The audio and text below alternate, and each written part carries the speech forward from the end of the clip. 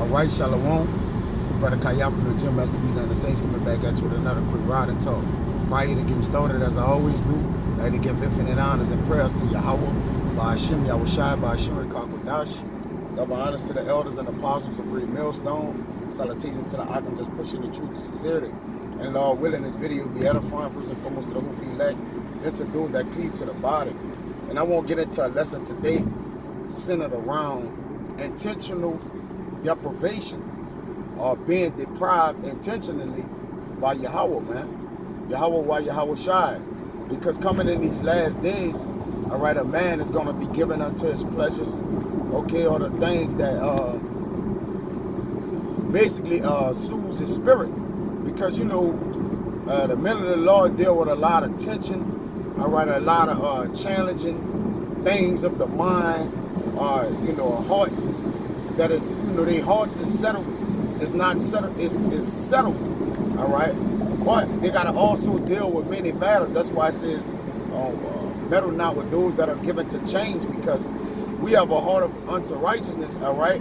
And it's hard in a society where wickedness flourishes to keep your heart state right, all right? So the things to kind of neutralize us through the spirit, all right, while we own this this straight walk, all right, straight as in a position of difficulty, as we're on this way, we get a, you know, we try to get things to channel the actual, just to suppress it a little bit, you know, the ongoing work, all right, the struggles and pretty much the endurance of it, you know, because endurance, it's suffering, you know. So but through the spirit, what we want to do, the Lord intentionally, all right, deprives us so that we wouldn't be given to those things, all right, that would cause us to err off, all right, because it tells you in Wisdom of Solomon that go not in the error of your life. Let me get that, all right, now come back to this Sirach 14. I ain't going to be long, all right. This Wisdom of Solomon 1 and 12, it says, seek not debt in the error of your life, and pour not upon yourselves destruction with the works of your hands. See, we can work a thing that's not profitable to us, man. All right? So the Lord keep things back so we can be profitable. All right? It speaks about that in Psalms 19, keep thy servant from presumptuous sin, man. All right? The things that can potentially be hazardous or harmful to us, all right? Because according to the book of Acts, we already hazard in our lives, man, all right? The Lord is making things more easier for us in harder times. Now, when times was harder, you know, it's like a balance. You know, the Lord will make things more easier.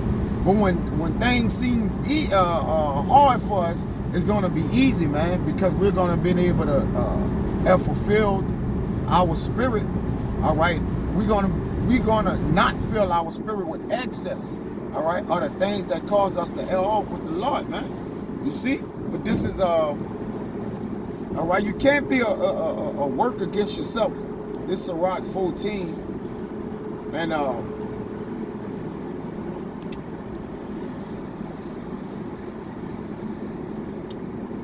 16, and I'm gonna jump back up to 11.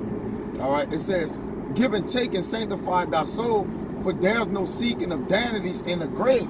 So there's no pleasures, all right, that can come unto us in the grave. And we walk in the valley of the shadow of death. So technically that is wrong. All right, so we gotta deal with the things that's conducive to life first and foremost, which the scriptures, all right. And really the Lord just keep us centered in the scriptures and around the scriptures, man. All right, because in these latter days, from women to money, everything is going to seem increasingly touchable or good, or it's going to be out there for the getting. All right, but hey, we know the devil working booby traps. All right, you got to remember that the devil is always working, man. All right, so if the devil is always working, that means we got to always be thinking. Okay, we gotta always be thinking, and the way to always think is to pretty much surround our ponder in the ways of righteousness, man. Okay, so, and we got to know what's at stake here. So one would say, why the Lord depriving me so much? Whether it be of women right now in the walk, whether it be of money, or whether it be of lustful things, or whatever it may be, all right? But, obviously those are the major things. But the reason the Lord is doing these things right now, because he have a specific intention for those men that are slated to make it. So if there's a specific intention, which is code word for saying his will, all right, for men to make it, then the Lord going to take away and subtract. It's going to be a subtraction by addition. All right, let's see what the word.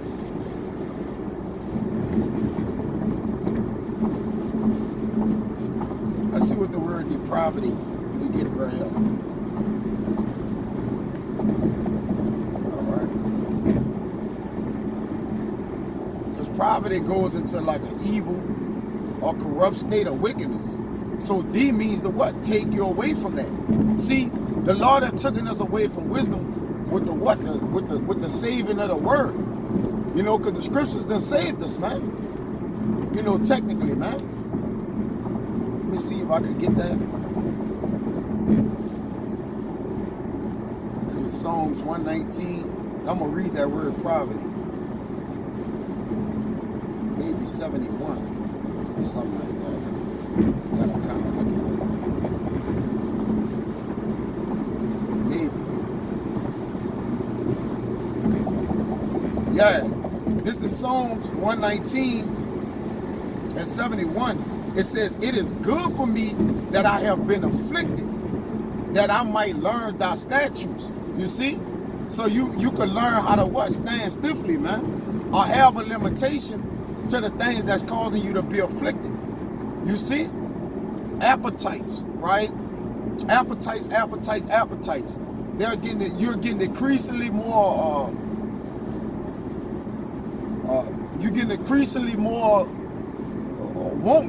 wanting to have these things now, man. All right?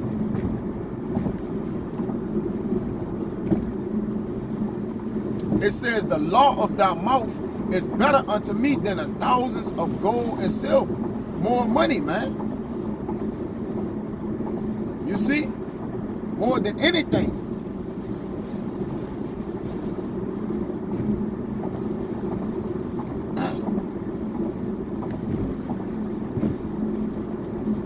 I'm going to jump to 75. It says, I know, O Lord, that thy judgments are right, and that thou in faithfulness has afflicted me. See, the Lord have afflicted us in faithfulness, man. That's why we're in a season of intentional deprivation, man. All right? Intentionally being deprived.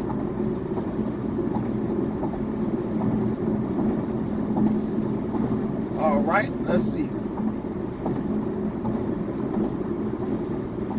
It's not giving me that. All right. I can say deprived. I'm looking at it in the online etymology. Not clue. Again, I ain't gonna be long. Deprived, to take away, to divest, to strip or bereave. All right. It says to rob. It speaks about that in Malachi. Will a man rob God? Well, God will rob you. Because he'll deprive you of something, man. But the Lord know our thoughts for the long run. See, we in a minute. The Lord told us live minute by minute, day by day. So sometimes our thoughts come up short, right? But the Lord fashioned our thoughts in the womb. So he know, long term, like, even though he don't think it to be as an ideal situation for him to be in right now, okay? It's for him to learn that when in the latter end, when he have been increased because he was deprived or decreased of something, then he will learn to increase. Even with Yahushua, it says in John 30, that's John 30, I believe, all right? It says he must increase and we must decrease, right? It says the hinder from possessing. right? And what's the main possession we have in this day and age? The woman, our stuff. So the Lord will hinder you from your possession, man. All right?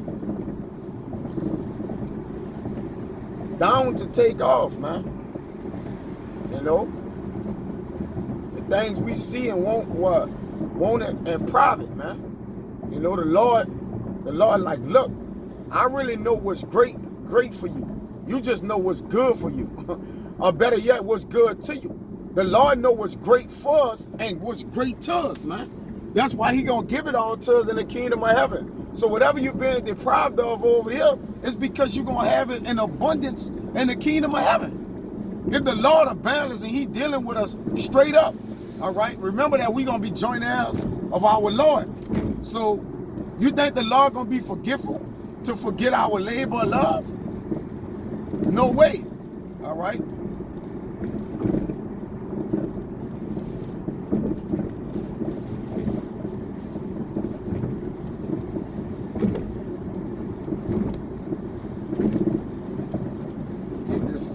Get out of here. Yeah. This John 3:30. Let me get it in the thing because I want to see what it say. All right.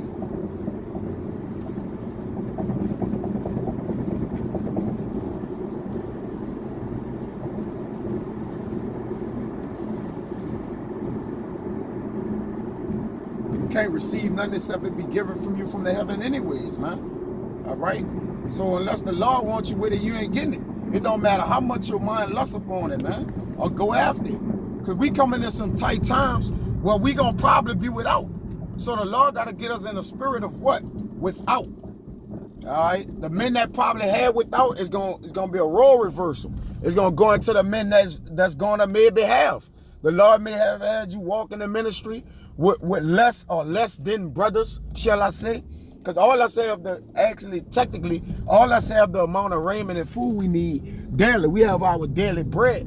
All right, so technically you're not being deprived of that. Now you may see a man may have a little more money, better job, or whatever the situation is. Okay, but it could be a great role reversal.